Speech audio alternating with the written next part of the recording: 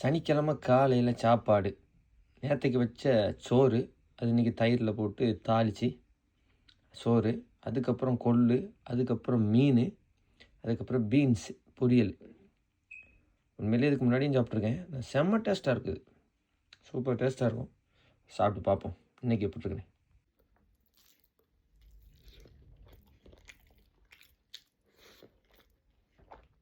கொள்ளு, சோறு, பீன்ஸு, அதுக்கப்புறம் பொரிச்ச மீன்.